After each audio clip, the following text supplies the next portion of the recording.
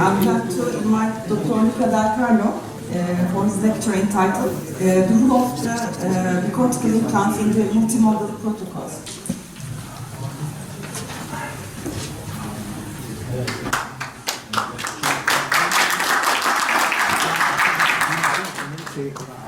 Thank you for invitation, nice presentation. Obrigado por su hospitalidad. Mi portugués no es muy amplio. I would like to share with you my experience with cortico-basal implants. Maybe cortico-basal implant is due to what the Tramonte said before, is a more correct edition about that. Because he's been speaking about the internal cortex, the external cortex. That's interesting. Many colleagues were dealing with implant dentistry since the 60s and the 70s. We have been knowing many of these names, which are the big guys of implant dentistry. It's better that I go far from this.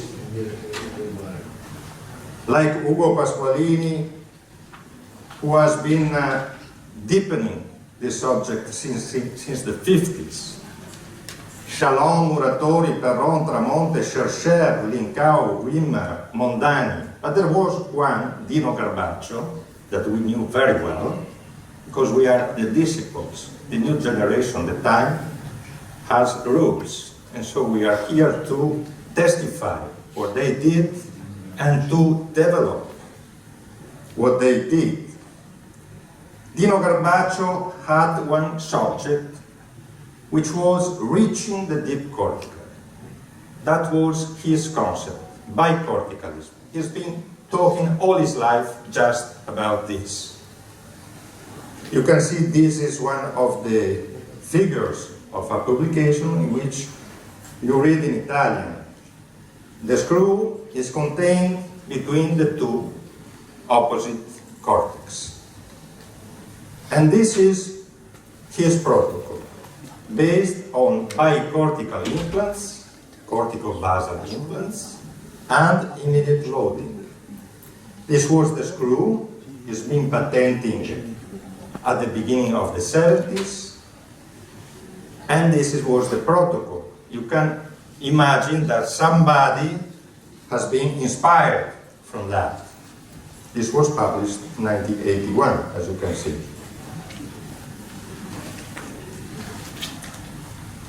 This was an histology which was performed after 10 years from immediate loading of 6 bicortical Garbaccio screws inserted in 1980 in the mandible of a woman by a Norwegian colleague, Dr. Johan Nyborg.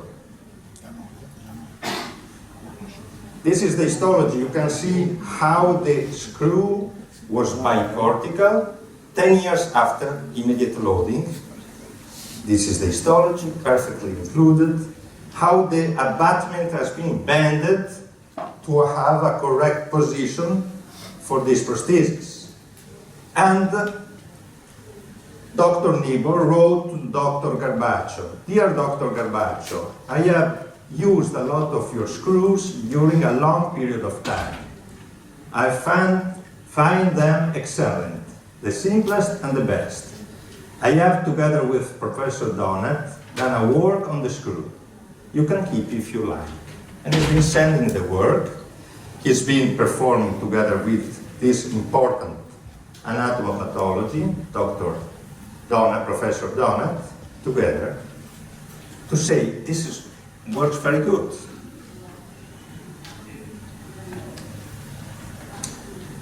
Dr. Garbaccio knew perfectly how to deal with chin, because many times, overall in the Latin countries, but all over the world, the chin is high, and when it is high, normally it is very thin. And if the chin is thin, it's correct ethically correct to respect it and to use thin drills and thin screws so as to respect the anatomy, so as to have the best crown root ratio.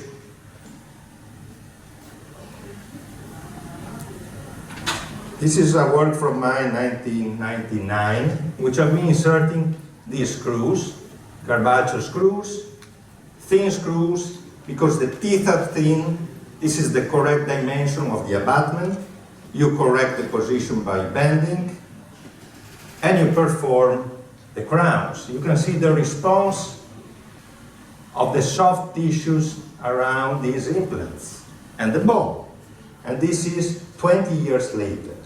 20 years later.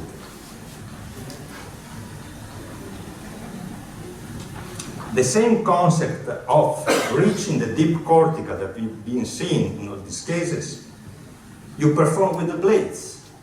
This is a blade implant I've been inserted in 1993. This is the 11 years control, in which I've been modifying the apex of the blade to reach the deep cortical. And you can see which is the response of the tissues around this implant. Increasing the density here, I remember you that the blades have been always built with a thin neck. Maybe platform switching has been copied from the Tramonte screws and from the blades, the Lincoln blades. Lincoln invented the blades. This blade was harvested from an article that we did together with Leonard Lincoln, me, Marco Pasqualini, and other guys, by the Food and Drugs Administration to reclassify the blades at the same level of the screws. This has been done about 10 years ago. You can see this blade from my patient nearby Venice. Nice sound? Not bad. And you can see it has been harvested from this article, probably. Pass this side. Staying a little bit from this one. In the northern country, the trend was completely different. During the 80s, a protocol was brought and spread in all the universities. This has been the main work done by this school that we well know, inserting in all the universities of Southern Europe and all over the world. This was based on lowering down the chin by means of diamond drills, inserting 4mm screws in the chin, and waiting for 6 months. 6 months, they said, minimum 6 months, because you couldn't load implants before 6 months. And then performing a bar, screwed bar, and overdenture. This has been the law for about 15 years. And many people who yet used the immediate loading to perform those prostheses we saw before had problems, because this was the law in the universities and medical lawyers. But what about the patients? What did the patients say about this? After about 15 years, in 2002, an important society of Italy, which is the Society of Periodontology, which seemed very important, very big, made a survey on the patients carrying an overdenture. And they concluded that half of the patients who wear a removable prosthesis report being dissatisfied, regardless of the stability of the prosthesis evaluated by the dentist. It meant that the dentist said, it's all good, all works good. The patient said, I don't feel good. I have problems. And in fact, big guys, can you hear me? The mic is working? Yes? Okay, big guys like Leonard Lincoln, wrote in a book that dentures are the last thing that nature intended us to have in our mouths. It's written. An overdenture is a denture. But that was because... functioning well and feeling extremely happy. See this video, 1973, Lenny Lincoln performed blade implants and immediate loading with provisional fixed prosthesis. Now, we will just test the kits, just see where we are with this. And we're home already. See that? Close gently, let's see where we are. Just close. You see the prosthesis at the end of the intervention. Right on the button, close gently, open, close. I mean, it doesn't always work this way. Sometimes we have to make adjustments, but we're home right there. Yeah, We're shot. smart guy, smart guy. He performed these interventions, 4 interventions, in front of the audience of a meeting in Chicago, the midwinter meeting in Chicago in 1973. So for him, a situation with overdenture, lowering down the mandible, was really a step back, like for many colleagues who worked in private practice all over the world, and that knew that the truth was completely different. I've been having the luckiness of knowing him better together with Marco, Silvano, many other guys. This is his last birthday, 90th birthday, in New York. We were together with Mike Schulman, which is the vice president of the American Academy of Implant Prosthodontics, his wife, Charles Hughes, who was the one who presented the panel for reclassifying the blades, David Exter, many other important guys from New York. And that was. So getting back to overdenture, they say, okay, the patients are not so satisfied.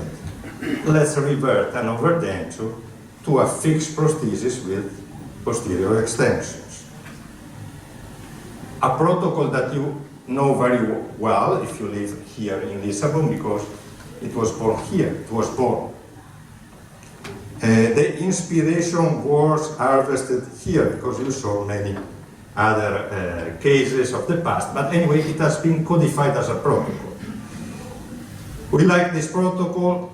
I say no, why? Because it is a prosthesis completely unbalanced.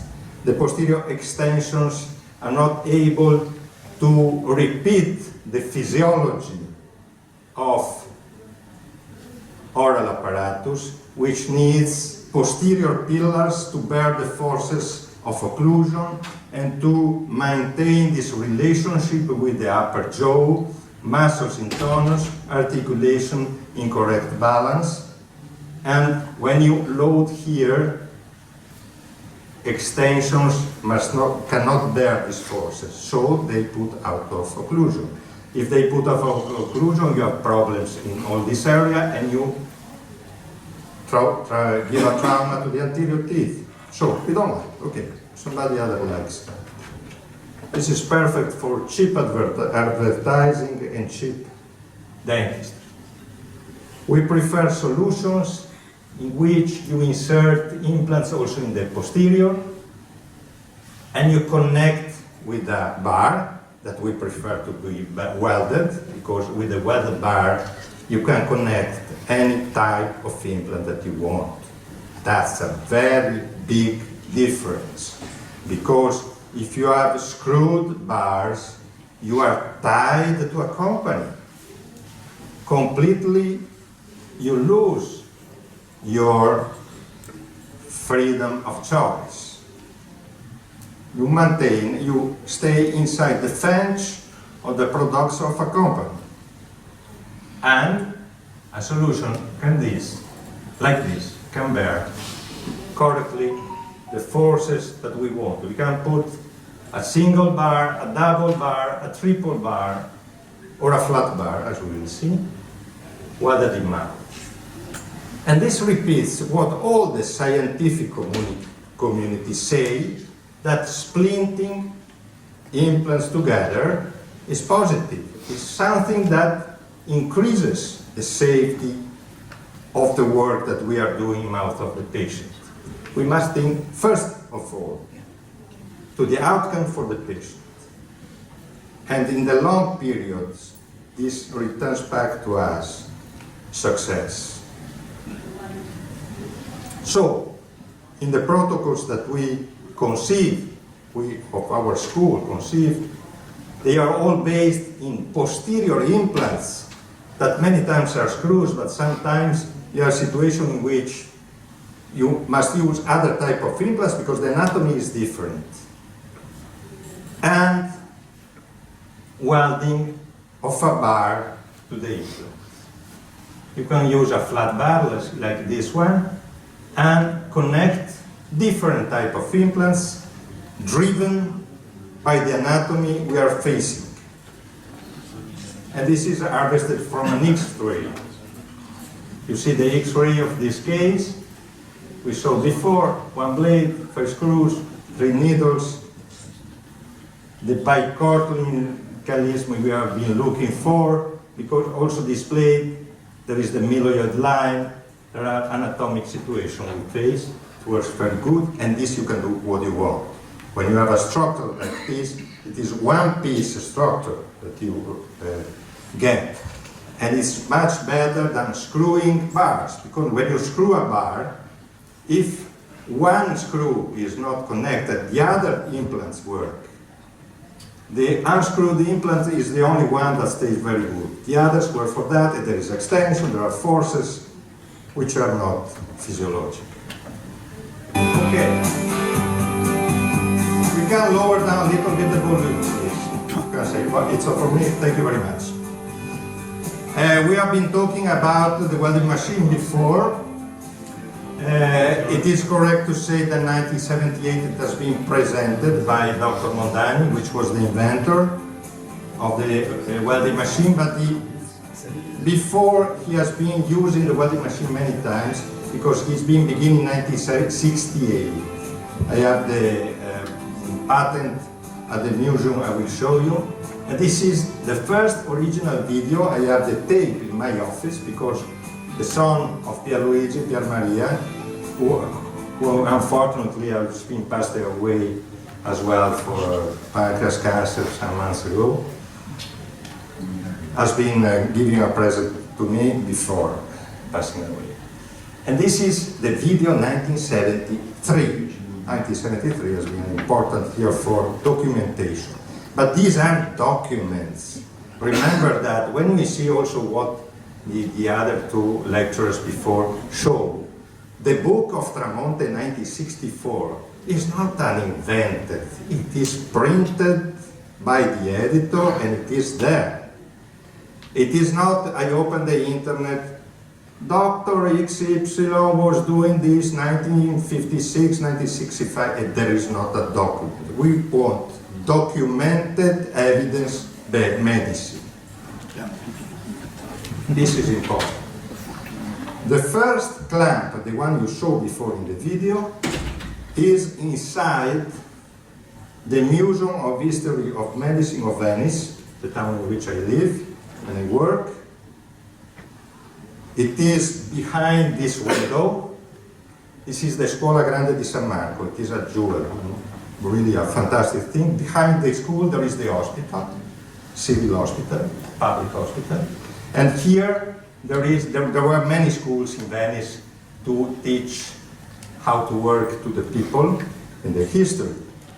And this is 1,438 school, 600 years ago. And behind there is this cabinet in which many pieces of the implant history are saved. This is the clamp. Sometimes it doesn't work. Okay, this is the clamp. And there is also the publication, this one, from Formigini 1947, the one which has been cited before. This is a document, I repeat. This is not maybe. This is a document, and after it has been printed in Venice, and after some years they have been made in a multicentric study, 1956, in which all the implants that were done in the world were harvested. There were people who inserted resin implants resin implants at that time, and Formigine was the only one who used steel, and steel worked, as you saw before. But this is just for history, but it is important. There is the Pasqualini book, the Tramonte screw, Carpaccio screw, the Chalon needles, the Sandow screws, the pieces from Linkow and Jack Wimmer, and this is the picture of the signature from Lenny Linkow of the nomination of the Nobel Prize. He's been nominated for the Nobel Prize in 1969. It's beautiful to see. If you have time to come to Venice, let's get back to the welding machine. This was Mondani way. You can see this case, 1972, about one of the guys of his school, because he was a leader of a school. And this was the first publication in which he presented the welding machine. Later, many years later, of course, before they did these things to professional practice, and they said, okay, do you like, I have invented this, they brought to the Congress, oh, this is fantastic, let's try this and that. Okay. And this was the second version of the welding machine. And the way of Mondani, this is a case of mine, and I did 1997, was following him, because I've been going to his courses at that time.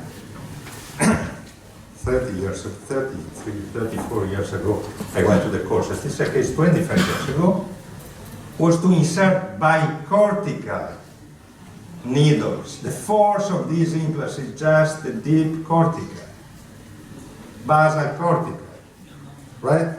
Immediate welding, immediate loading, and you can see how the bone, this is 9 years later, the bone becomes dense. You see the difference and the function. It's not so difficult. You must be trained and you to learn.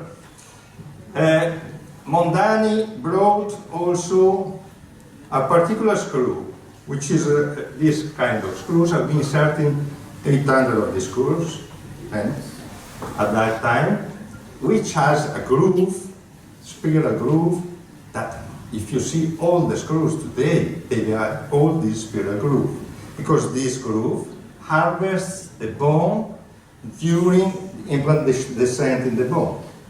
And you can see his publication. He's been putting all the implants welding together, immediate loading. The story is almost the same. But we can use, these are the today welding machines. This is a good model, but there are many good models. This is one of the articles that we have been performing in 2017, me, Marco, and the son of Mondani, the one who gave me the clamps and the welding machine, the product. Rossi, Moglioni, Schulman, together. But with this apparatus, we can weld any type of implant. I want to see this video to see how it works. The quality is not very good. It is 10 years ago, 11 years ago, but it's my fault. But you see how the implants are pulled to the bar, and it works very well because the implants are bicortical inside the bone. This is one single section. Patient will land like this with this removable prosthesis. And you see, I've been inserting 8 screws, 3 blades, all bicortical, screws, blades. And so, when the implant is inserted in the deep cortical, you pull to the bar, and this is osteoinductive. There are our other guys who say that it must be all passive. It is not true. You don't need to have a passive situation.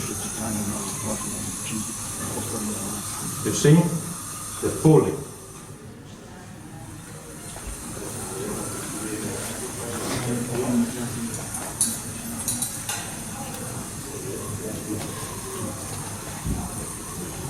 She came to me 15 years after having an inferior with screws and needles. And so this is the most important indicator of success. Patients which get vexed. Look at this woman. This is the end of intervention. You can go and eat with her. Very sympathetic woman.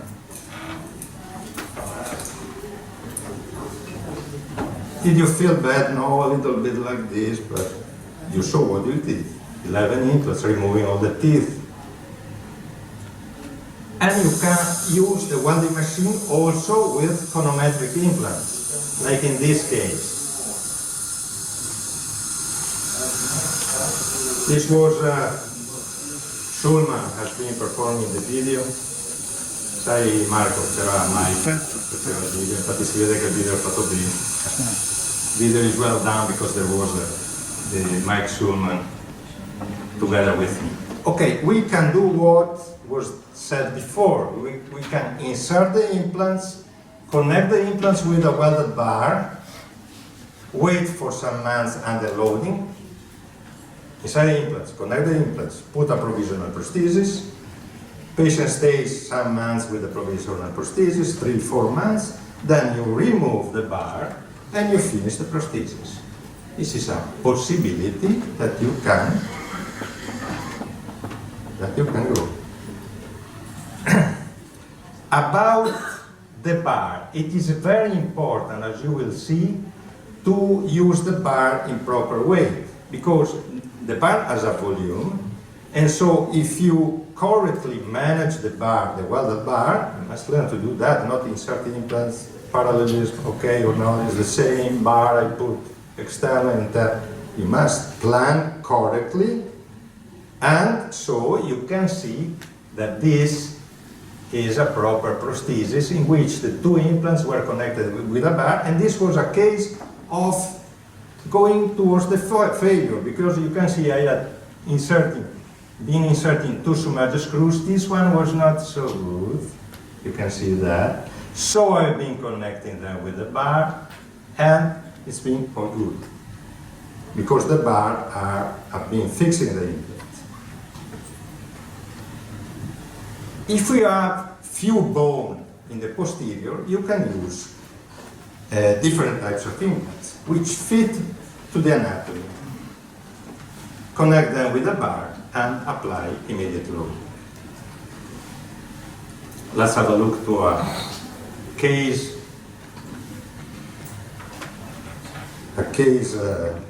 this way. In this case, I've been inserting posteriorly 2 plates, and anteriorly you saw before 4 screws, but in this case I've been inserting 8 screws in the interforaminal area. But anyway, 4 can be enough, 4 or 5 screws can be enough. But anyway, I've been inserting more. You can see the bar that I've been inserting. Place the bar, I insert the bar, and it's planned so as not to increase the volume, internal volume of the prosthesis. Because when you insert an implant and you want to weld it, you must figure out which is the volume. So if you have to bend, you bend it thinking, I will also to have to put a bar. So the volume is very important, because if you increase the lingual volume, the tongue pushes, the hygiene is not good, because there is a response by the soft tissue, the visceri. Come si dice visceri in inglese? Different. Visceri. Vincere? No, the tongue.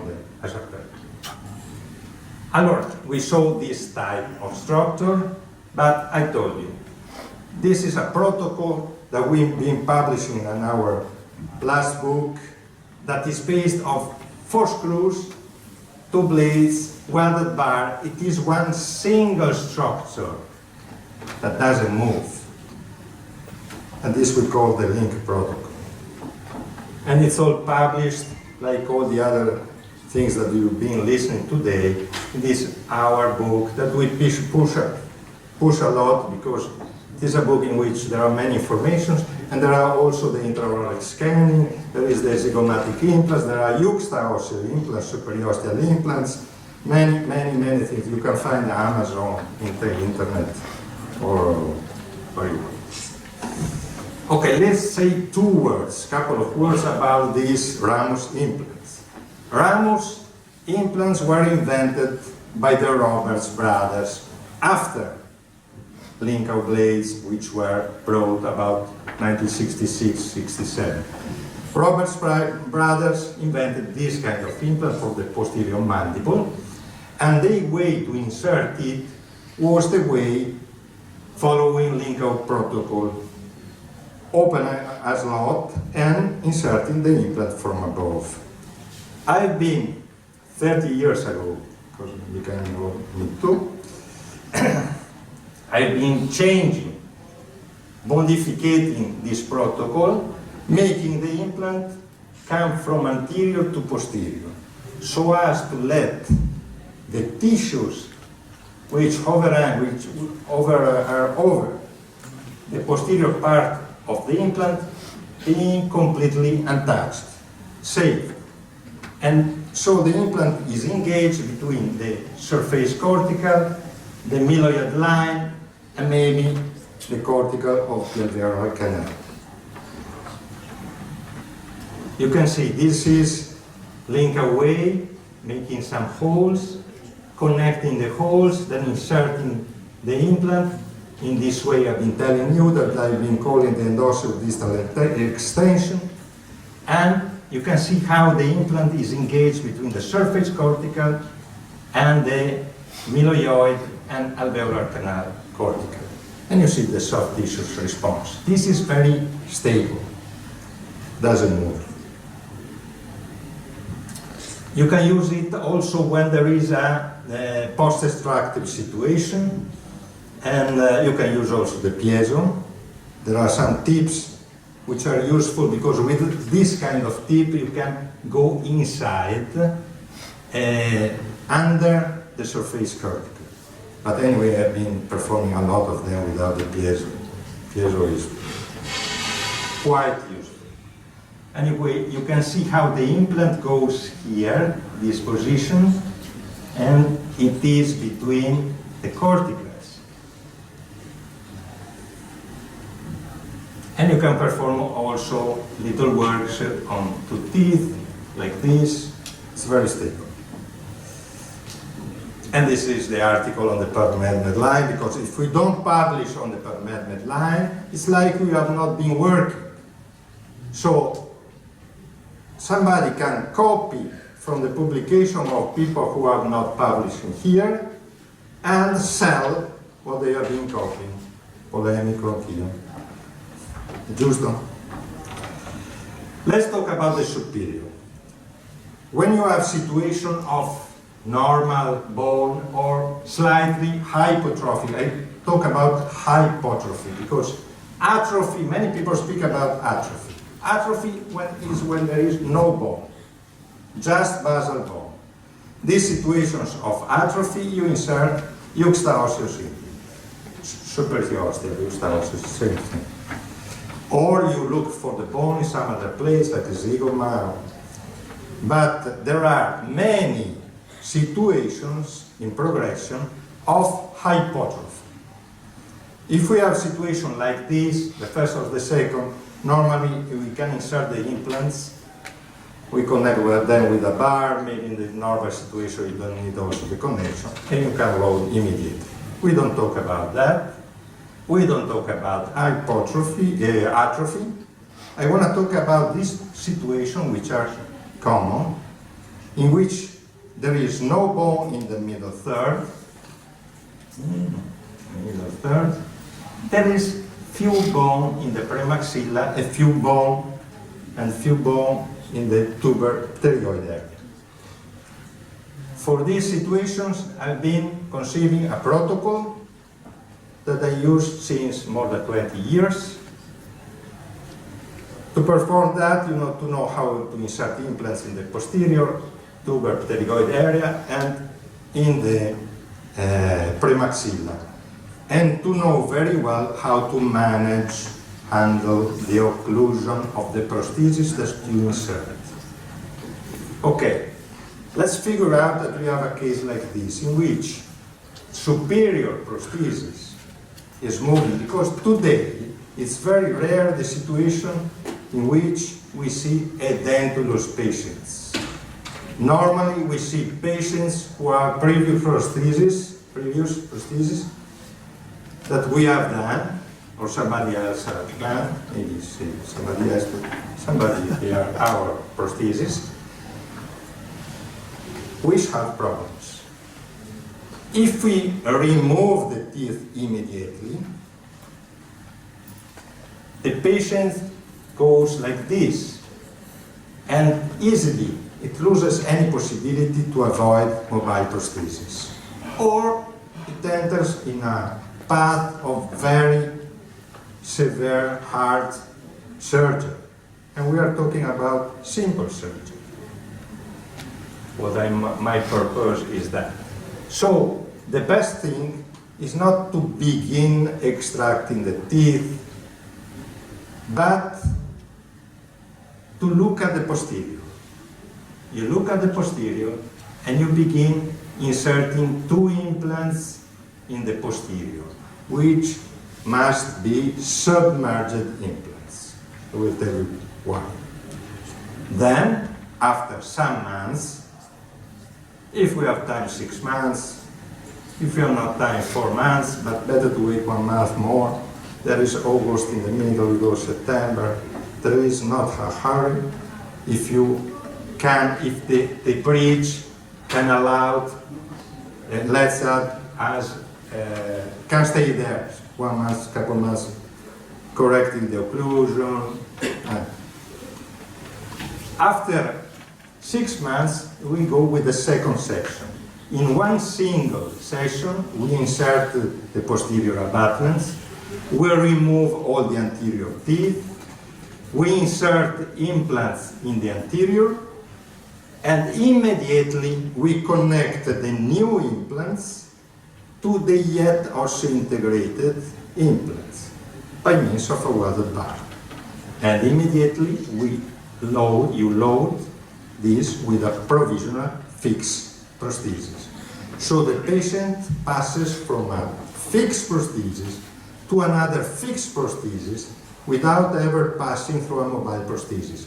This is very important for psychology and to maintain a trend of muscles, articulations, relationship with the mandible. Don't look at the inferior, it is with the extension because you was a drawing, but let's figure out it's a complete figure. You pass from a fixed prosthesis to another one. This has been published many times. First time has been in the Acts of Congress 2007, and there is also in the JOY, Journal of Oral Implantology. I've been talking for many years. There was a guy who was in Valencia when I've been talking about that in 2012, many times. So, now we have been talking about what we want to do. But to do that, we must deal with the posterior and upper jaw and the anterior upper jaw. We begin from the posterior, because we said we begin from the posterior. We insert first implants in the posterior. Why I say submerge the implants in the posterior? This is a picture harvested from the book Ugo Pasqualini, uncle of Marco Pasqualini, a genius of implant dentistry and of odontology in general, neatology. Le patologie occlusali, occlusal pathologies. When the patient swallows, look what does it happen. And stay there and look at that. And you understand why you must insert a posterior implant which has not to have ½ millimeter out of the gums, because this organ destroys everything. And we have planned, we have an account of money that patients has given us, and I will perform the Auriga protocol, inserted 2 implant posterior. If you lose the posterior implants, you don't do anything. Posterior implants are fundamental, mandatory for this problem. So you must insert prudent posterior implants. Avoiding, this is inferior, but it's the same, avoiding this momentum of force that can be implanted, but also with a little, it pushes. You saw which is the force of that muscle. And we have been publishing recently, you find in the internet, effect of tongue thrust on implant integration.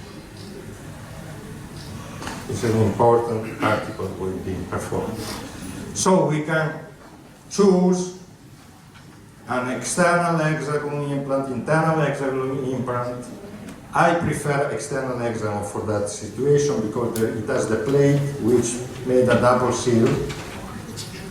In the pterygoid process, the tip, the apex, and superficial, this plate is important because it seals the hole we have done. But anyway, it works also these kind of implants, they are very good. But I suggest you not to use aggressive implants in this area because it is a very delicate area.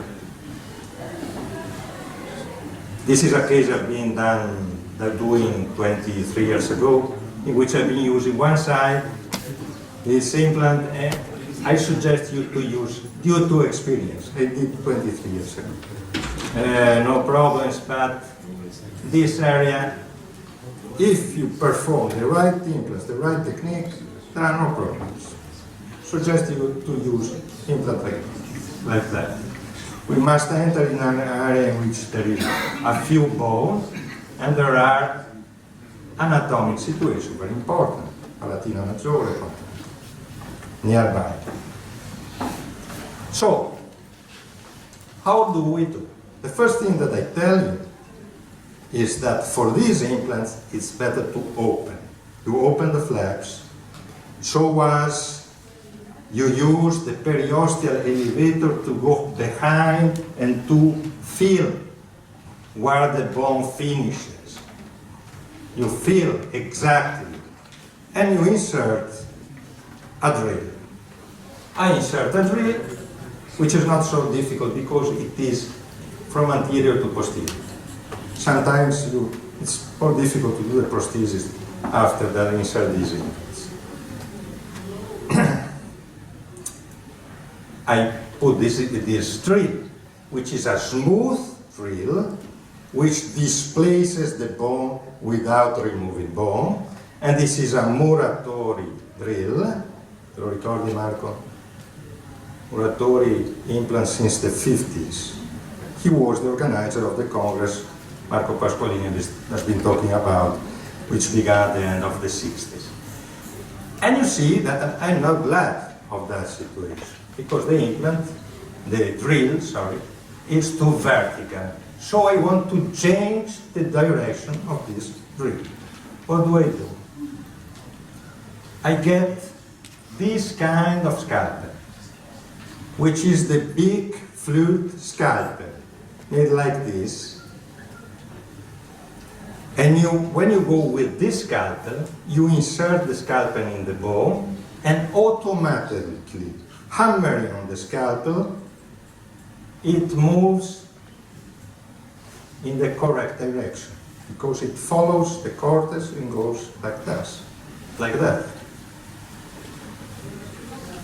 And so I can insert an implant there, which is in correct position for the antagonist. It is not so deep, this implant. You will see deeper implants, but I've been biting here the cortex. This is good, correct. I stop myself.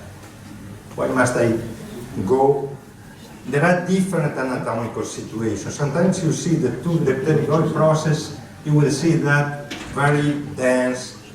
In this case, the bone is not dense, it's rarefied. I prefer to go there. And see, these are the sutures, the posterior. These patients have no sequela.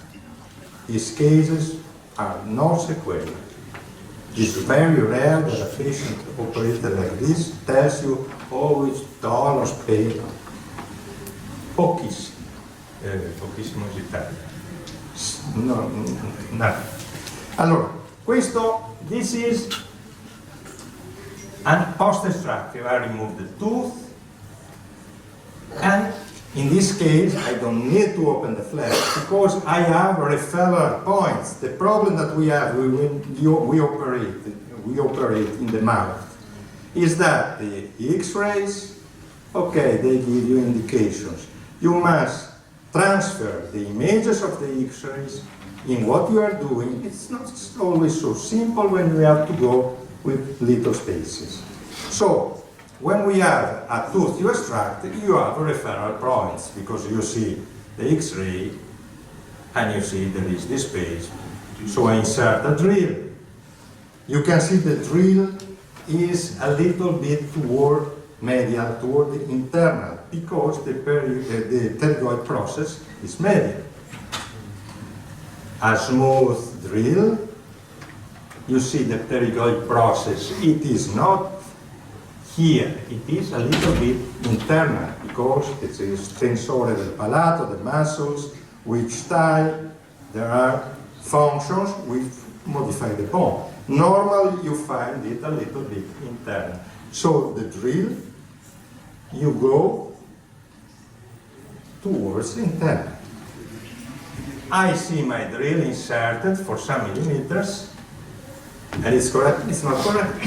I don't like the position of this drill, because it's going too, the one before was too vertical, this is too inclined. It goes outside the bone. So, what I do? I get a flute big scalpel, and I insert this, and I hammer it in the opposite direction. Before, the tip was here, remember it has been going like this. Now we want to go like this. And we hammer it, and it goes till the point I want to go. And you feel it when it's inside, you feel that it doesn't move, it is what the lecturer before said, what you feel in your hands is very important. Okay, this is the position, and this scalpel, you can measure perfectly the depth where to insert the implant. And so, you use an implant like this, and this is, you wanted to ask a question? Yes. The paper of the blade is toward the posterior or anterior? Aspetta. The bevel is the tip. The paper, this cut, is toward the posterior or anterior? It's not the angle, this cut. This? Yeah. This? No, this. The incline, yes. Toward the posterior or anterior?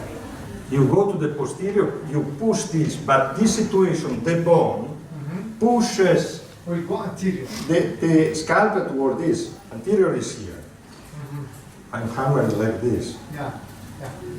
And it moves, it is a little bit towards the internal. Funziona. Sir, what if we use earlier on? What if we use the whole scalpel in the first go, before drilling the first go? Prior to drilling, we can tap with this bone scalpel only first. Just the scalpel, you say? Yes. Sometimes the bone is so rarefied in the tuberosity that you go inside like this with a drill. You could go with the scalpel, but with the scalpel you have not this, or the scalpel as a tip. You need first to insert something that has a tip, because you must decide where it can go. So it has a tip like this. And then you remove and insert the scalpel. This is my suggestion. Can I ask something? With some situation of wisdom tooth, fracture of this bone happens, there is no possibility that this bone fracture, while you change the direction of the bone scalpel, or it works very well. If there is a fracture, Yes. there is not a fracture. Mostly this bone is very weak. Yes, but you are inside the bone. Yes. You are inside the bone. I sometimes have found so thin tuberosities that have been inserted in a blade. Yes. They have nice blades, but there are not so many because it's rare that we insert a blade. Not so many, but for example, yesterday, no, the day before yesterday, I saw a case in which there was a welding on the posterior blade, and all a bridge was tied to that. It's been breaking the titanium, but the blade was there, perfectly raw. Okay. And so you can see the posterior pillars. This is a case like that. Last one, però, because I must go on with the lecture, okay? What about for the DC sites cannot open too much? These can have modifications, for example. Allora, when the patients like, open not too much. Straight. When you're Yes, but you are, if you do these implants, it's difficult to do something else, because the direction is like this. So also the people don't open a lot, you are able to do that. You cannot. You cannot do it. If they don't open the mouth, you don't do also the hygiene. Is there any modification of this blade? For example, like sinus tip chisels, you know? Allora, the sinus lift chisels were introduced, everybody speaks about summer, we don't want to have a revolution, but before summer scalpels, there were this scalpel and the round one, which is like this. And so, the use was under the sinus to go with this scalpel, big fluid, to do tick, tick, tick, tick, tick, and with the other to go inside. So you can go also with the round one after, because if I want this is to change the direction. If you don't, I show another case. Well, this one is post-extractive. I insert the drill, smooth drill, it is in correct direction. I don't go with the scalpel. I go on with the drill. And I insert, I calculate. This is 20 years ago. Okay. When you see, important is X-ray. When you insert the drill, you must have an X-ray, not go on, I don't know where I go. You must have an X-ray and what you feel when you insert something in the ball. So you feel that.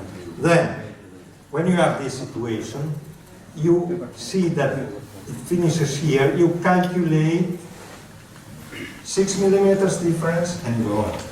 Okay? Will you take CBCT? You can take also CBCT. Will you take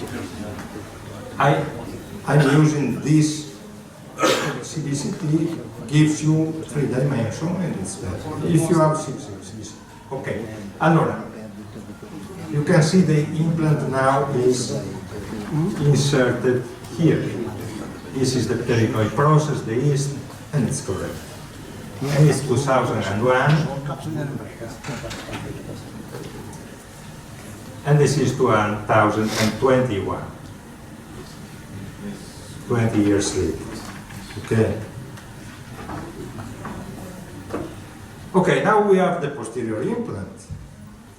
And we want to talk about the anterior implants. It is very important that we respect the interproximal peaks, because we have a few bones. When we remove the teeth, the depth is few. There is a little bone between one tooth and the other, and vestibularly there is nothing. So, how can we minimize the disturbance to this bone so as to let him survive? It's an important question. And this is what for me is the answer. Let's pretend that we have been inserting in a premaxilla 4 implants. One internal hexagon, one external hexagon, and 2 one-piece implants, because one-piece implants have different shapes. When they attack you, oh, one-piece implant, there are different shapes. You can get also implants like this. I've been using a lot. So we insert these 4 implants, and the situation is like this. We mill the one-piece implants, and we immediately insert the abutments to the submerged implants. And there is a guy, De Gidi, who has been publishing that if you leave the abutments there, one abutment at one time, no removal of an immediate abutment. If you leave it there, and it's perfectly econometric, immobile, you can have the bone which survives here around. But the fact is that normally the abutment is removed to build the definitive prosthesis. We must face the reality of the things. And so the bone goes here. There's no history in the world about that. The bone is not able to survive above the connection of a submerged implant. And so you will have a situation like this, in which here we have this distance from the papilla, and here we have the bone peaks, because titanium is continuous. On the other side, there is a solution of continuity. We say soluzione di continuità is clear. There is a situation due to the connection. And you see in all the articles, these are big guys. Where is the names? Boozer, Jacush, Belzer. This is their publication. They will be glad that we show it. They say it's all perfect, but you see, the bone arrives here. And so the crown root ratio is not from here to here, but from here to here. And this is important. This is a situation in which the one-piece implants, overrunning the anterior when the bone peaks are there, are better than submerged implants. We have been deepening this subject and publishing is our publication, Platform Switching and Internal Connection Implantology, and multi-modal. Because we saw many X-rays, there's no X-ray in which we have been seeing something different, that bone reabsorption till the connection. When they show you a situation like this in the newspaper, this is a pathology. You agree with that? No. No, you don't agree. Here there are 8 millimeters of soft tissue. There should be 3. Because here it is no bone. If it was physiologic, here I should see the bone. There is no more bone there. I had cases like this, so I thought it was aggressive. If they work, okay, but it doesn't mean anything if they work. This case, look, with a one-piece implant, you would have the bone till here. I will show you that. And the guy says, at 3 months, good emergency profile and healthy peri-implant tissue visible. Pathology.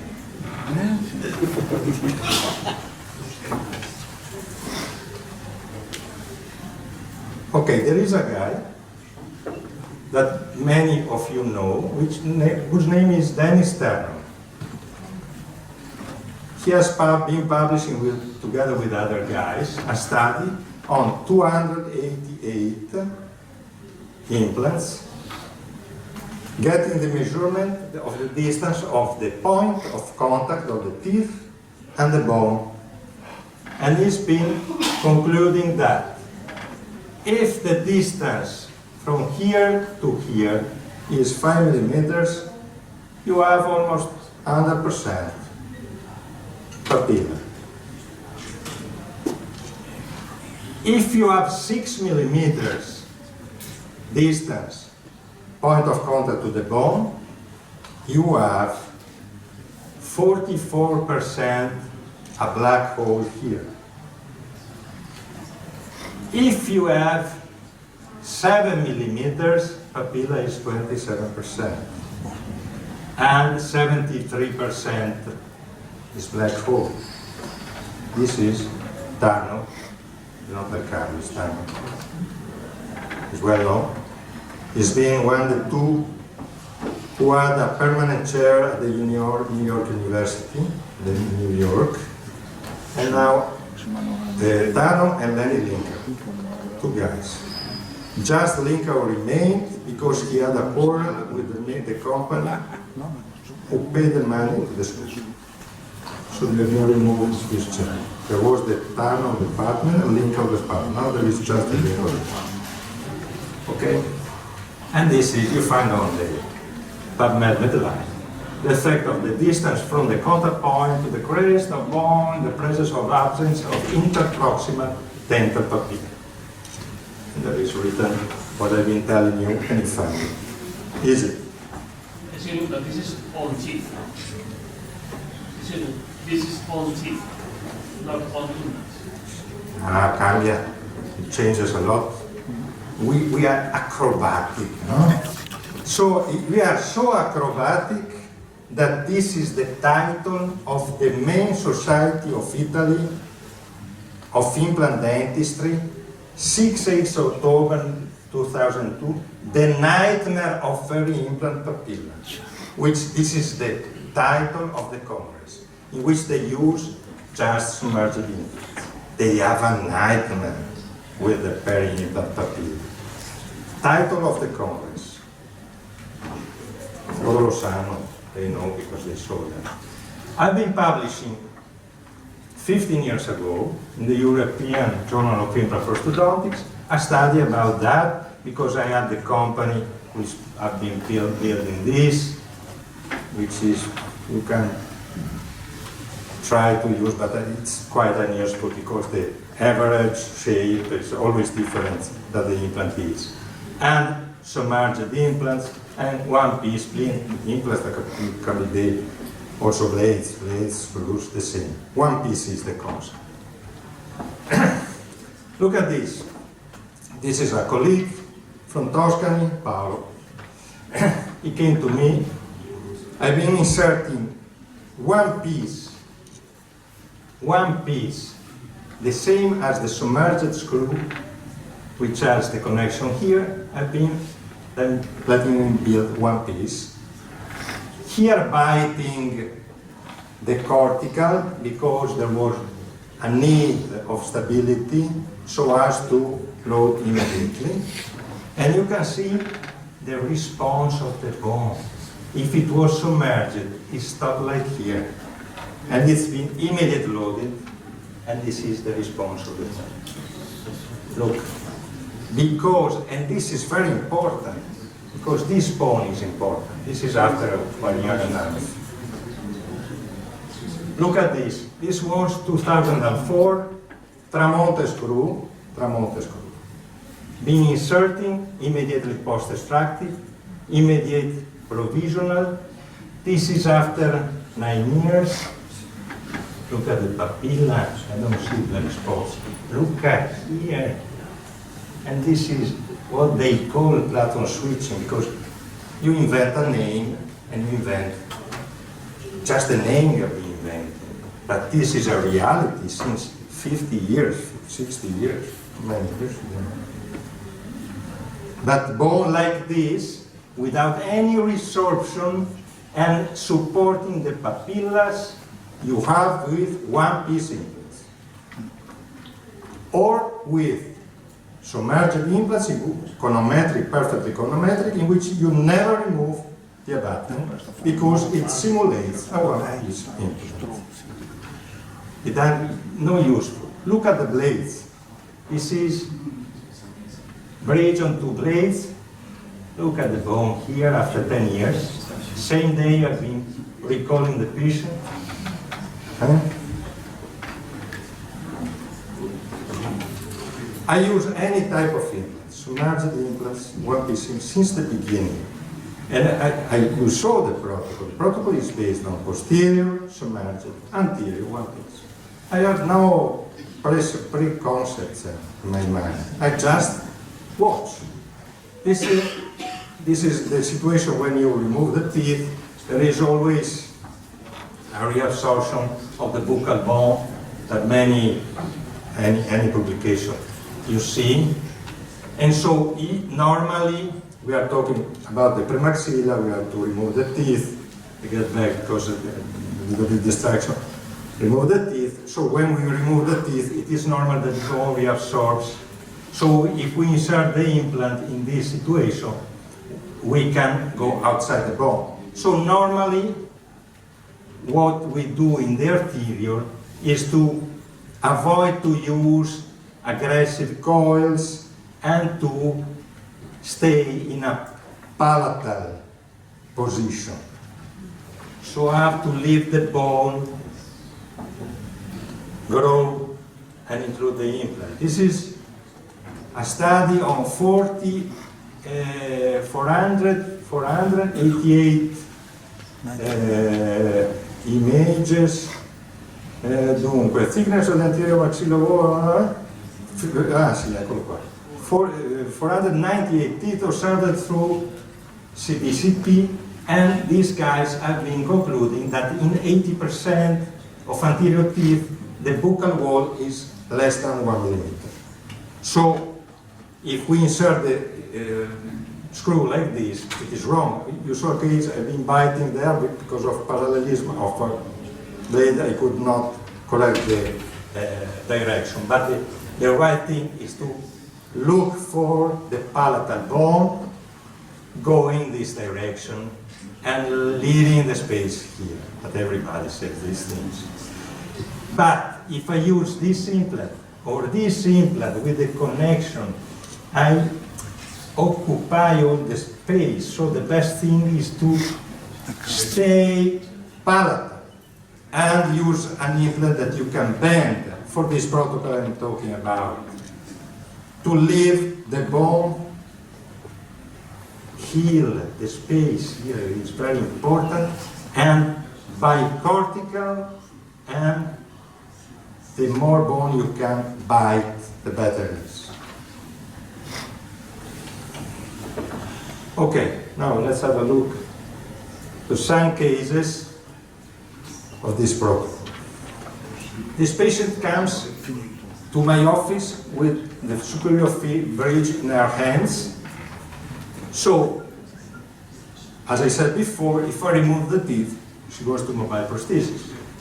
So I say, okay, let's cement again the bridge. We get an X-ray, and we talk.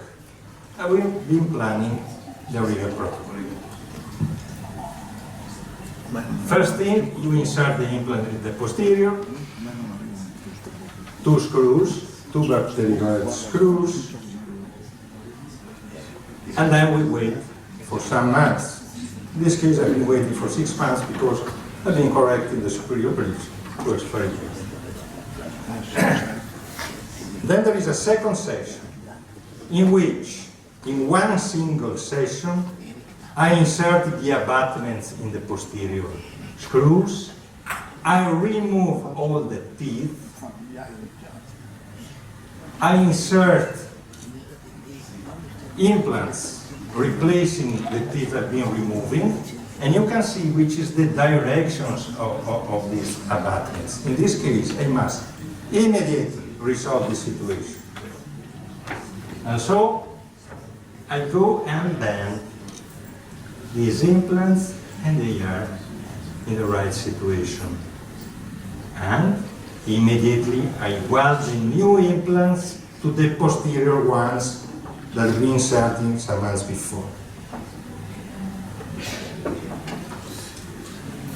And the patient passes from a situation like this, with a fixed bridge, which was moving a little bit, but fixed bridge, to another fixed bridge in one single session. Because in this single session, I've been rebuilding these two implants, removing all the teeth, inserting all the implants, connecting with the bar, relining this, and this is the patient who goes home. And it's very important to connect the anterior implants to the posterior ones, because the implants you put in the premaxilla, they have all a very bad crown root ratio, and they are inclined like this. So you bend like this, and you connect to the posterior. It's like the charioteer, the auricular. Posterior are the charioteer, the arms of the charioteer are the bar, which connects all the implants. This is the idea. This is the definitive prosthesis. This is before and after. Ahead. This is 207, 14, 19. 19 is 12 years. And we have been providing a solution which restores mouth physiology, which is very important. And we have been publishing somewhere. And you can see the band of bone that we have been exploiting. Here are all the X-rays. Not so old because some years ago we didn't have a good aware of that. But anyway, the concept is clear. Another case. You can see how is the situation. If I remove the teeth, she goes to mobile prosthesis, she doesn't come back. Also because it's not always so true that people let you do zygomatic implants, intervention. There are many people who are not able to afford, due to health situations, this, and also money situations, which is not a secondary thing, it's important. So, first, I have bone in the posterior, insert 2 implants each side. In this case, I wet some hands, I correct the bridge, and then one single session after putting the abutment in the posterior implants, I go and remove the teeth, I connect these posterior screws, the anterior implants to the posterior screws, and she goes home with a provisional prosthesis that is not bad. I like this picture with the blood, with the cement, because they show exactly the moment in which this has been done. The same day of the intervention. And she's been passing from a situation like this to a situation like this. And she's not a young woman, like the other one. You can do it. It's safe and not so heavy problem. Okay, articles we saw before. Okay, let's have a look at these cases. There are situations in which premaxilla is like this. If we fracture the bone, we lose all the strength of the bone. We must not split this. This is a treasure the patient has.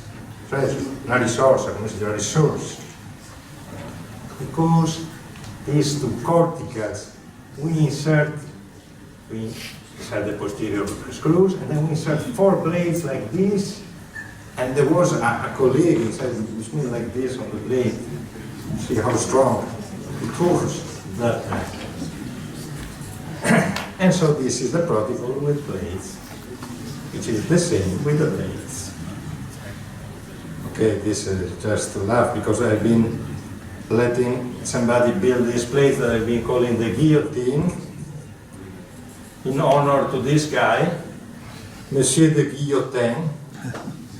You know the history.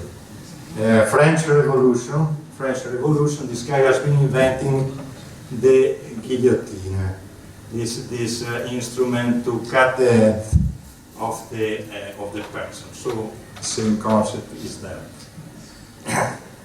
A guillotine invented with the flat blade. Luigi, come si dice? Louis XVI said, no, I want like this because I want to be nice with the people. So the head cuts goes in one single shot. And he's been the first one to go under this machine. Luigi XVI. Okay. So, with this, I present you the last update of this protocol, which is the 19th update. Let's figure out that we have a situation like this, back, this one. Situation like this in which there is a few bone here, few bone here, and this is a patient who was carrying mobile prosthesis since more than 30 years. So, in this situation, you can yet imagine the quality of the bone that you find. But when there is a mobile prosthesis, the quality is not good normally, because it doesn't work. The bone doesn't work.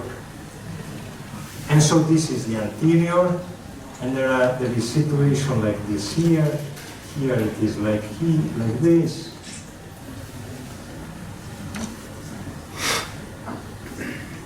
On the other side, where is it? Well, as she wanted fixed teeth, 82 years old. I want the fixed teeth. I'm waiting for that sincere.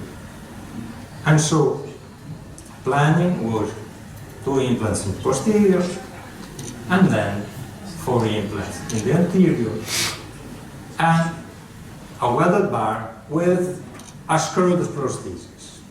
This is the update. So, what you see in blue is the first step, prima seduta, first section, and what you see in pink, it is the second one. Blades, bar, abutments in the posterior implants before, and then a screwed prosthesis. So, first thing to do, posterior implants. You see the positions. You must go very slowly, and you must open. You must open to see in this situation, because we have not a lot of bone. I can go here or there. You must save all the bone that you can, so you open and insert the screws, in this case. On the other side, another screw, and I cut the prosthesis, not to push on the implants, and 4 months pass. Then, after 4 months, I've been, this is an item to find the titanium. I don't know if somebody of you are also. At the end, I finish 5 minutes, I finish it. This is to find the titanium implants, because sometimes it's not so easy. When you put submerged, you must find. This is useful because it changes the color and it tells you exactly where you are. You insert a little point here, a little tip, you penetrate the gums and you have the position.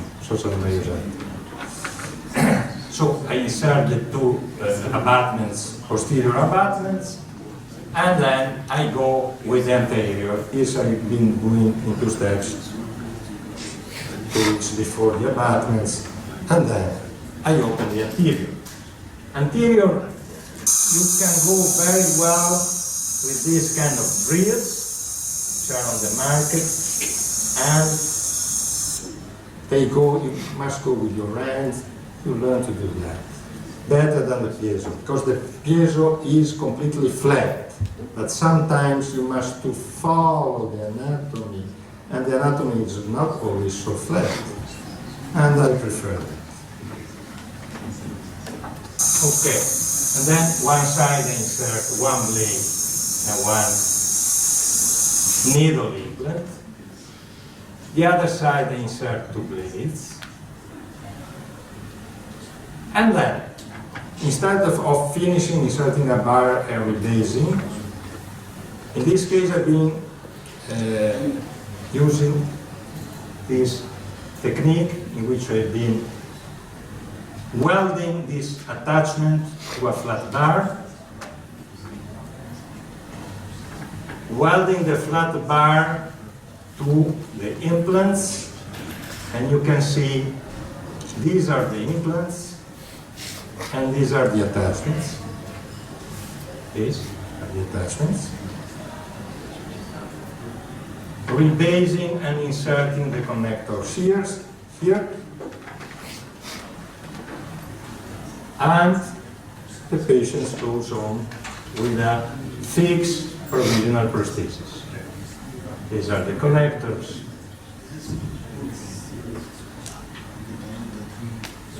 And this was that day before with the prosthesis like this, and she goes on with this one, with all these implants inserted, the bar, the attachment, all in the same session.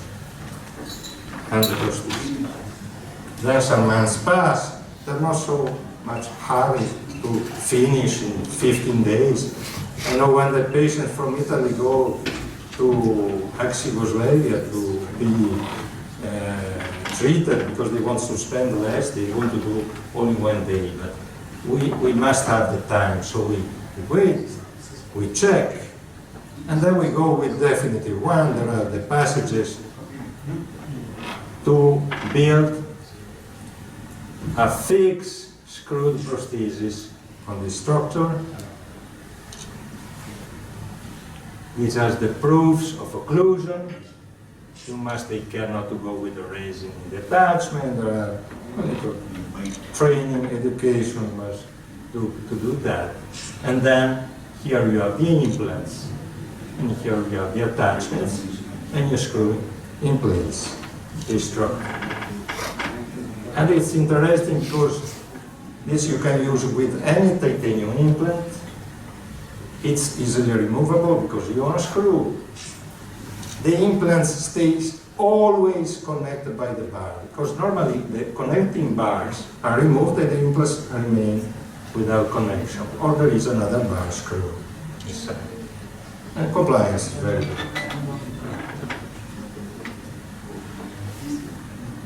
It's very important to check correctly the forces. You must remember that when you get a patient who has been having a mobile prosthesis for a long time, and you put a fixed prosthesis, the muscles begin to work again, and it's never balanced, never.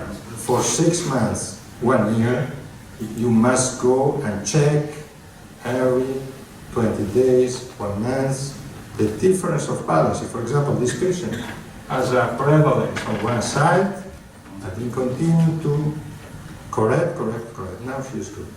But, and there are some apparatus. We follow the Pasqualini school for Ugo Pasqualini, the one who wrote the Occlusal Pathologist, because he had a method for balancing occlusion. And there are some instruments like the EMG, the kinesiograph, the T-scan. There are many items you can have to complete. Nobody of these items heals the patient by himself, but adding a lot of diagnosis instruments, you can go better and you can check better the occlusion, going to have a correct muscle situation, which is very important because 90% of the problems that we have in our mouths are during the sleep. Remember that. Bruxism is very important on teeth, and it's more important on implants, which you are dealing with a situation of big hypotrophy, severe hypotrophy. This is 1 year after, and this is 3 years after, before cleaning, before she comes here, she's very happy. It was good. And this is the article we have been publishing today together with Sheldon Winkler, which is the president of the American Academy of Prosthodontics, Mike Schuner, vice president, Marco Pasqualini, Franco Rossi, Mondani, we said before. So, I have been publishing some years ago, 6 years ago, a study over 7,000 dentists. I've been harvesting data for 25 years.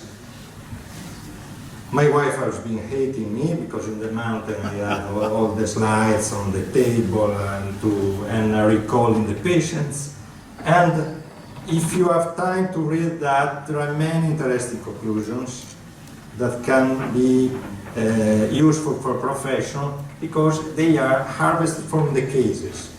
Sometimes you see something that you think it works, it doesn't work, and vice versa. Vice versa is the opposite. Then, if you want further information, you saw this book. You like to push because there is a lot of things. We have a master in Rome beginning in January. If anybody is interested, can go to the website of the university, unipace.eu.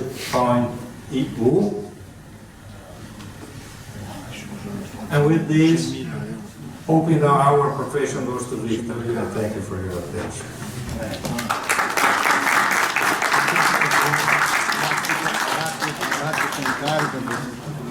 Allora, questions? La sede, This one? il servizio. Used to do bones only, Bakari, Baratari, Zingu, Nervous, and there's this angle, implant. Okay, but now you are pricing to make flat and then affect Bakari and Baratari. Faccio fatica. It's very difficult to read. Speak slowly. Okay, Please. I used to do flatness surgery, considering this tuberosity bone before placing implant, okay? But now you are advising to make a flap and then place the implant for better visualization of the bone, right? When there is no bone? For to be able to see the bone better, you make an advice to reflect a flap, make a flap, right? Yes. Yes, it is buccal and palatal flap, right? See? Okay, how you pull the buccal flap? It is very difficult. How you pull it? You do suturing by silk suture where you pull the buccal flap. You go in the middle of the crest. Yes. You push buccally, making like this. Yes. Don't go like this. How is this with this bone of the mandible coming out in your site of surgery? Oh, you go very delicate. Very delicate? Yes. Okay. You go very delicate. And sometimes there is just a delivery process. No more tuberosity. Yes. And you reach the bone. The difficult thing is to have the referral points of where you are. That's the difficult. So today we have, as you saw, CBCT, you have many instruments to see, but you must revert in mouth. The patients who have no teeth, who have no points, you must find a point in the bone that you identify in the mouth of the patient. So it's better to open in these cases, because if you don't open, you don't know where. Yes. Thank you. That's important. My second question is, I met 3 days before. I want to ask you about the protocol of treatment, because it's very difficult for me to do this. I have this case on my mobile phone. I don't know how to manage. So I would ask you to help. Later we go. Okay, perfect. Who was the first? May I? So a situation you have projected in your slides where the patient is edentulous from the first molar till the posterior, whole posterior. So how to manage those cases where the tongue pressure is such that the edentulous gap is filled with the tongue, even in mandibular or maxillary posterior edentulism? How to manage such cases? It's very important that you have the teeth in the inferior.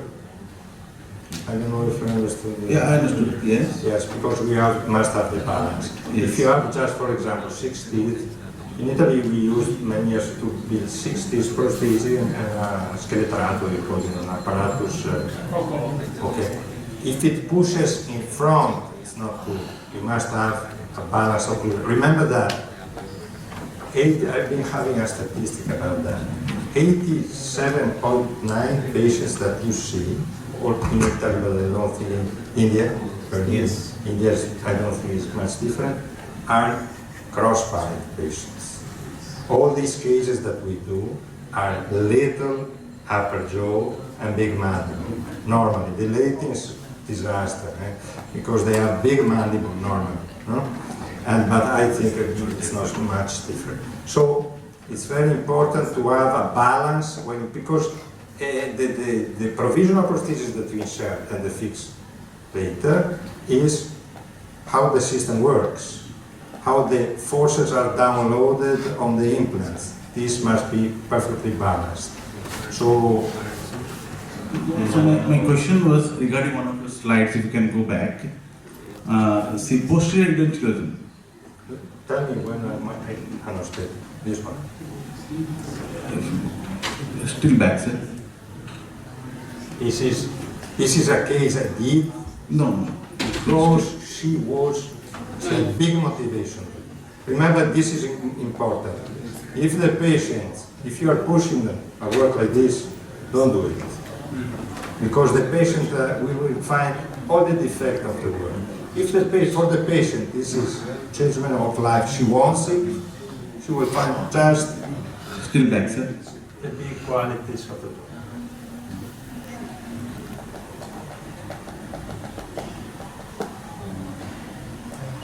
But this case or another one? Before case. So there is a lateral pressure which is there on the tongue. That case he was talking about. Exactly, sir. Exactly. The tongue pressure. Lateral pressure was there on both the edentulous spaces. Bulky tongue, macrogloss. Let me stop. This one? No, sir. Still back.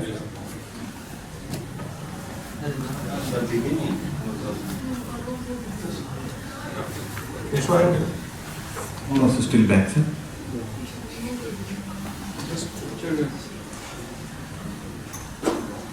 These are being inserting a lot of. Ripeti tutta la conferenza. No, further back, sir. Beginning. The posterior edentulosum, where you have shown the tongue coming out of the space. That slide. I go on. The posterior is. The case was the tongue coming out. The tongue coming out. The tongue coming out. So it's better I go there and find the slide because there are 160 slides. I can get that. I'm going to do that directly into that.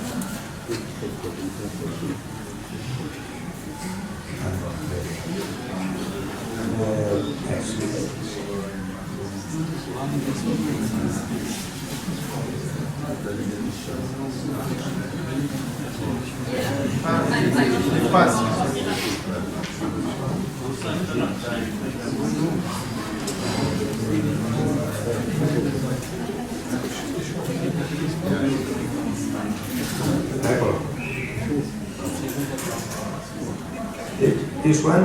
Yes, sir. Exactly. This one. Fantastico questo. Questo è Pasqualini slide.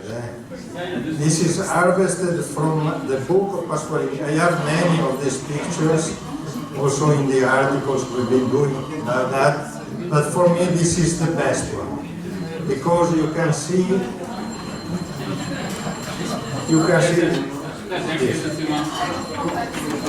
He wants to know how you manage these kind of cases. How I manage inserting the implant posteriorly completely submerged. Completely submerged. Then when I insert the anterior implants, I connect with the back, I put the teeth, and so the tongue will stay inside. But this patient has not the teeth like this is not the case, it's just to show you how much the tongue you can damage. They are not only like this, but it can push.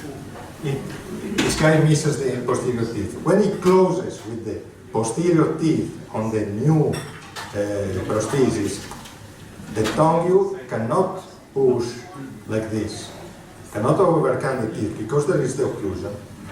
And this is the force that you put on the teeth is 40 kilos. And the top was not the fourth. In this case, I have to place the pterygoids first, right, and then come for the anteriors. The pterygoid implant you should place here. It depends on how much bone you have. If you have few bone, you must go in the pterygoid. If you have bone like this, you can stay just in the tuberosity, but it's better to insert in the pterygoid. It's not so mandatory. Sometimes you get on the cortical, which connects the maxillary bone to the sphenoid bone, and you stay there. You stay there. But it's better. It depends on the depth you have, and you leave it there. Stay in rest, because this destroys. Can we connect a pterygoid implant with a tooth, for example, the premolars, with a prosthesis? So we've been doing fixed bridges on posterior implants and teeth, it works. But you are telling me from the pterygoid, you mean to the fourth or the fifth? It's a long bridge. It's a long bridge. I would say it would be better to insert something in the fourth, third, fifth area. You can use as a provisional prosthesis from the pterygoid to the tooth, insert an implant intermediate, and go and get. But it's long bridge. And if you are in inversion, crossbite. Due to pneumatization of sinus, we see very minimal bone in between the pterygoid and the premolars actually. We see the scenario regularly. See, when you come out of the pterygoid and tuberosity, your abutment arrives at the seventh. See, at the end, but the tooth must be very good. Must be not a premolar like this, but a very solid. Thank you, sir. Okay, c'era lui. Sorry, why you first put pterygoid and wait, then put the anterior? What if we put all of these implants together? Pterygoid, anterior, and the welding bar? You like the risk. You like the risk because this protocol is conceived to have low risk rehabilitation in difficult cases. If you insert the posterior implants, you wait they are included by bone, ankylosed, also integrated, how do you want to call it. Then when you weld the anterior implants, there are implants that are prone to do like that, in a few bone, by a welded bar to the posterior, they don't move the anterior. The problem is the anterior. But if you insert the implants and load immediately, it's a risk. It's more risky. I saw cases done like that, I did cases like that, but you are master. Depends on how much depth you are speaking about. Because if we have bone like this, you can do what you want. I told you, we are talking about situations in which depth is few. And in the anterior, you saw the cases, there were inflammation since many years. If you go in a situation like that, you have risks because there are 3-4 implants that are in bone, which is not good. And the posterior, we are not an immediate, it's bad quality bone in the posterior. If you're not immediate, big stability, it's risky. And there is the crossbite, because the sort of connectivities. Oh, it's to be prudent, it's always better. And in these cases, you go with the posterior and the patient stays with, if the bridge is coming down and there is no risk, you must do what you said. But if you can say, okay, I balance the occlusion, there are some teeth, you can put a pin inside and early cement the prosthesis, having some months in which the posterior implants become rock. You go very serene.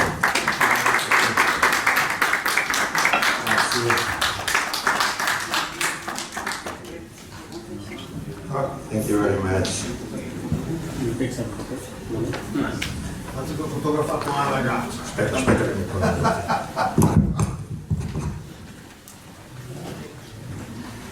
Ecco qua. Thank you very much.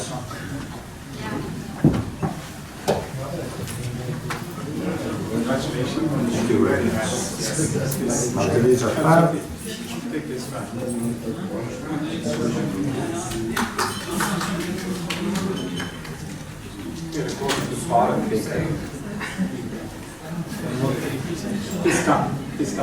Marco, aspetta che ci stiamo tutti. Yes.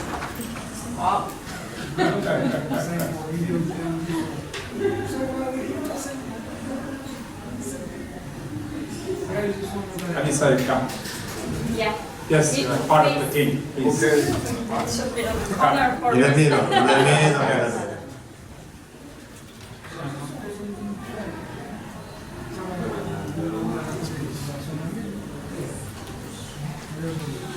Thank you very much. Congratulations. Thank you very much. Very extensive.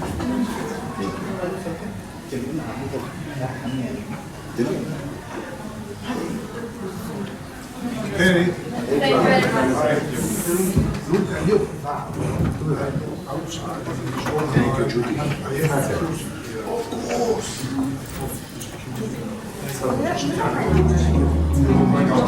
Oh my God.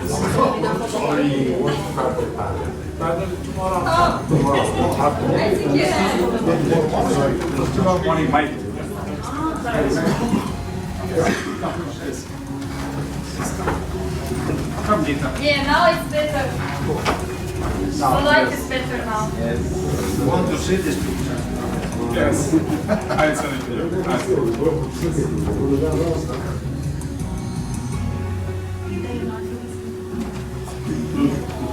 Peter, don't wait. Perfect.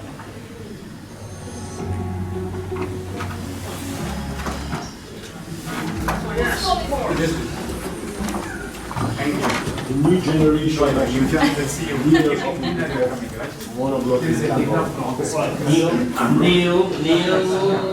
New is the sort of Silva. We are not so big. For Alisa. That dinner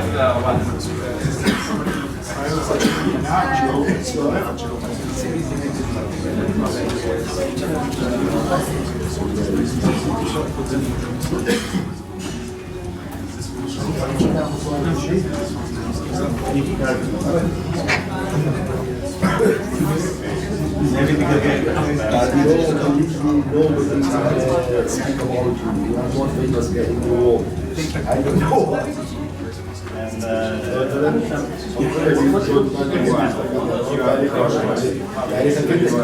Oggi non c'è la devo cercare il foto non visto di parlare con i giorni visto per andare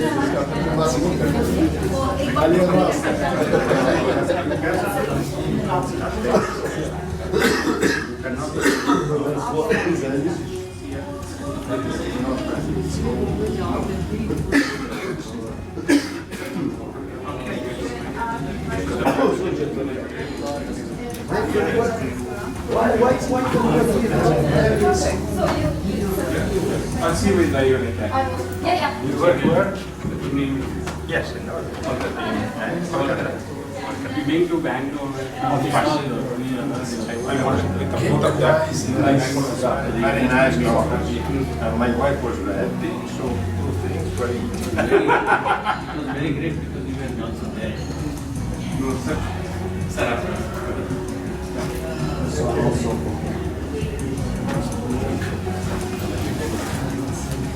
you like it in the same context. It's just to think one thing, that we are professional electroprofessionals. So we must use our mind to have best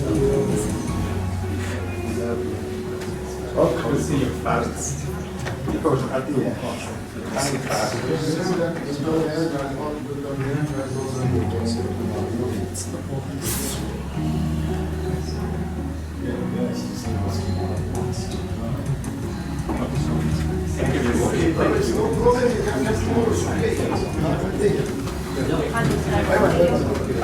time Yes.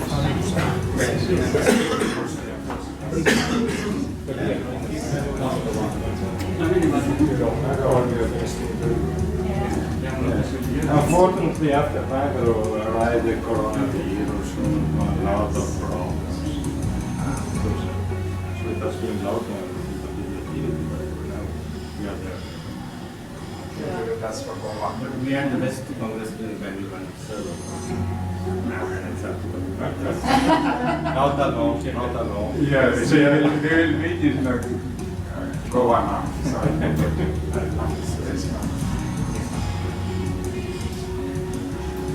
Okay, so that's all here today. Information, yes. I will send. No, I will send it.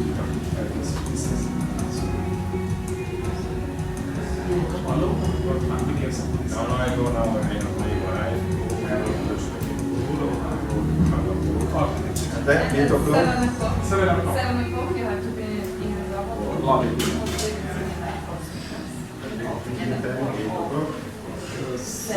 You want to? No,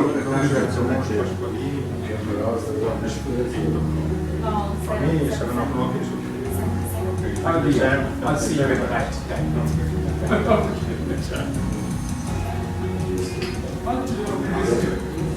Okay.